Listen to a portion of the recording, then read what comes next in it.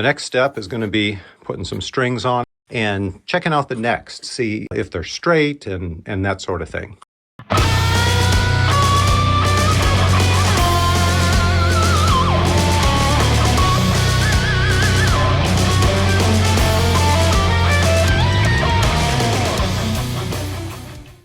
The fretboard is certainly better. It feels better, but it's still kind of noisy. You can almost feel jaggies in there, a little unevenness.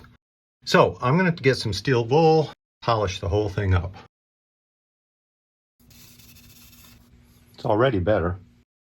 When I was a kid teaching guitar at a local music store, I hung out with the guitar repair guy whenever I had a missed or canceled lesson. And we were good friends, and he was a really good, knowledgeable repair guy. And I learned a lot of tricks from him. Slop it on good. So I'm not going to claim to be an expert guitar repair guy. I would just say that I know enough to be dangerous, and I know how to get the job done in the easiest way possible. For comparison purposes, I've got my PRS guitar here, and we're going to sight down this neck, see what it's supposed to look like, then we'll compare to see how well these Chinese guitars are doing. Video doesn't quite do this justice. If you have a real guitar and you sight down the neck like this, you're going to be able to see the neck better. You're going to be able to focus on it and see if it really lines up or not. The PRS is what it's supposed to look like. I mean, it's a beautiful straight neck. All the frets are perfectly in line, and there's a very slight bow this way. So slight that you almost don't even notice it. Not enough to cause an action problem. If there's too much of a bow, obviously that's not good. The real problem with straight is that if it bows backwards at all, well, then you're screwed. So, you want to make sure that it's at least straight or a slight tilt this way. The Jimmy Page Les Paul here is pretty good, but not as straight. It also actually has a slight backward bend, but that's not a problem because we don't have strings on it yet. That's going to pull it, and that's going to change it. The white one, the neck is not quite as good. There's a little waver in it. And the black one is worse, especially on the high E side. You can even see that in the video, I think. When I put the strings on these Les Pauls and pull the neck back a little bit, is that going to be enough, or am I going to have to do a truss rod adjustment? The thing about a truss rod adjustment is we can tighten the neck and make it pull back more, or we can loosen it and let it come this way, but we can never fix a neck that's doing this. All you can do is tighten or loosen the whole thing. If you have too much of a waver, as the black one seemed to me, there's nothing you can do about that. And I mean, other than maybe, grind down the higher frets, I suppose you could do something like that. Get a board, a long straight, maybe piece of metal, put some sandpaper on it and just go to town back and forth until those high frets come down. I suppose you could do that. But at the same time, you can get away with a little bit of that. It's not going to make it unplayable. It's not ideal, but, as long as it's not too much, you're not going to be getting a lot of string buzz or fretting out. If there's a high fret and you're down here in a dip and you press, it's going to fret out or buzz. And then when you go to bend, it's going to be worse. Usually if you're close to fretting out and then you do a big string bend, it'll definitely fret out on you. Now, by the way, one nice thing they did is in the package with the cord, they've got an Allen key. And I'm guessing that's probably a 5mm. I don't know what it is exactly, but this is probably a truss rod adjustment. We'll find out in a minute. Can't imagine what else it would be for. And it's nice that they included this because there are different sizes Allen keys. Some have Allen keys, some have nuts. There are different kinds of truss rod adjustment sizes and shapes. So, instead of hunting for the right one or buying, some expensive kit that would have every possible combination in it, they at least send it to us. Moment of truth. It fits. Imagine that. So I'm going to go ahead and throw some strings on here, see what happens to the neck. This used to be so much easier when I was younger and could actually see. By the way, my little hack for tuning faster, instead of getting it through there and having a huge amount of slack and tightening and tightening and tightening forever, I just wind it around a few times, stick it through, pull it tight, and then I'm already close. It's tricky right here though, because you have to hold the string while you tighten it, like so.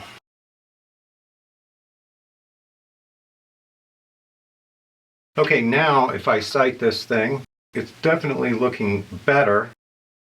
This side actually looks really good, the string 1 side.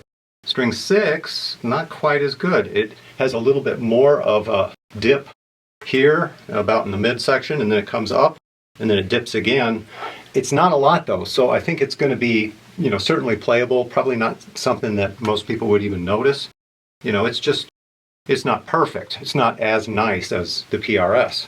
If it turns out that your neck does have a wave in it or something, is you have to raise the bridge so that it doesn't fret out or buzz excessively at a certain spot. And that'll allow you to play it, but it's also, of course, not ideal because it means that the action gets higher everywhere. Now, some people are crazy about, you know, low action, low action. Well, I'm not one of those people. I like moderately low action. If it's too low, it's more difficult to deal with string damping and those sorts of things. You have to be extra light with your touch. So I like a low action, but not that low. But we're getting into the area of personal preference, you know, and, you know, it's still pretty good. It's still pretty functional. However, even with all the polishing and all the oil on the fretboard and steel wool to this thing, it still scratches like hell. So I don't know what that's about, but, you know, of course, if you play loud enough, you're not going to hear it. It's just that it's kind of annoying, that's all. The bridge seems a little high on the low 6th string here, just like that. This one's about, I guess, as good as it's going to get. I'm going to put the truss rod cover back on it and call it good enough. Next, let's check out the Good and Evil twins here, white and black guitars. Start with the Army of Darkness here. And this guitar has a decided hump right in the middle of the neck this way, just very slight. Less so on this side, a little bit of an S in there. Let's throw the strings on and see how much of that gets corrected and where we wind up.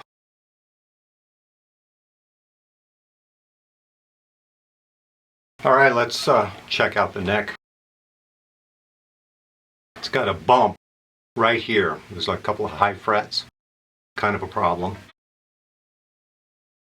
On the other side, it's high and then it goes low.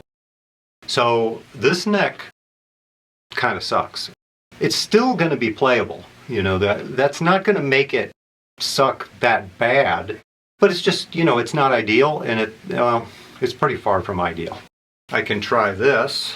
Let's see what happens, how bad it is. Yeah, a little rock. See that? You don't want that. It might be okay, but it basically limits how low the action can go. I probably can lower it. Let's find out. We can do that real quick. It's just a screw right here. Let's see what that does. That feels better.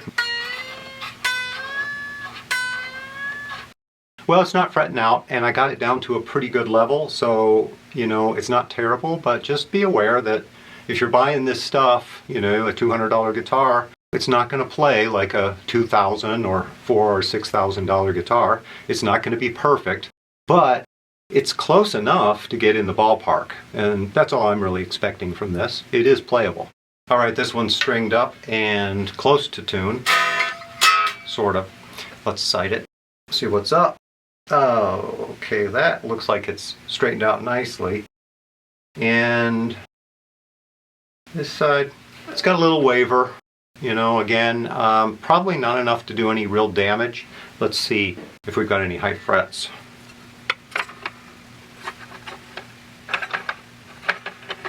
Not too bad. The black and the white ones are custom models or replicas of the Gibson Custom, at least in look. And they don't use as good a tuners, for one thing. The tuning machines kind of bug me. You can deal with crappy tuning machines. I mean, they've been on guitars for years and years. A lot of the vintage guitars have kind of really terrible tuning pegs, I think.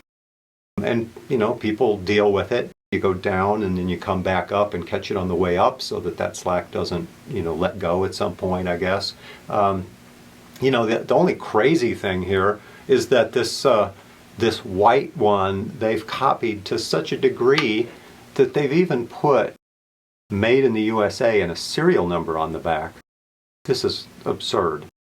Anyway, it's a $200 guitar. In fact, you know what? I think I got this for $150 because, Temu does that sort of thing if you buy enough shit from them. I did buy too much shit. It was all stuff that I wanted anyway, so.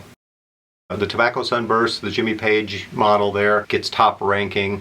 And this one is second, and the Army of Darkness guitar there is not so bad that it can't be fixed. Even unfixed, it's not so bad it's not playable. Compared to the neck on, let's say, this PRS, well, it's got problems. But are those problems big enough to create a problem playing? That is like, oh, this is a serious problem. Well, no. It is close enough to tolerances that it's workable, it's a decent guitar.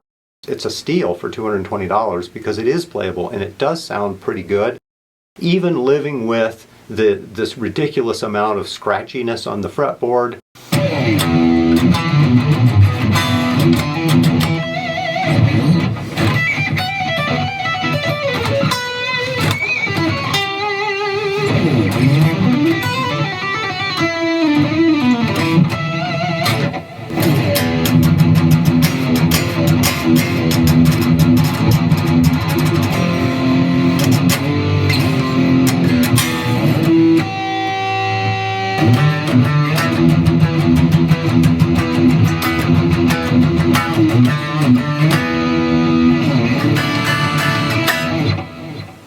So I suppose the moral of the story is quit while you're ahead, because this is the first one that I bought, and this is the best one of the bunch. I just got lucky, actually, because this is the one that came through. It looked good, so I bought it.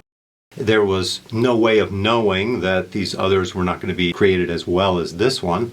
And it's a little strange because, of course, the Gibson Custom is the higher priced model versus the standard. So, one might expect that their copy of the Custom would be better as well.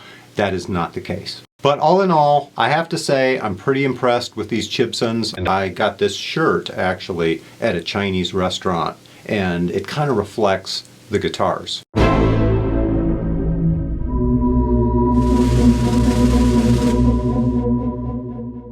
There you have it.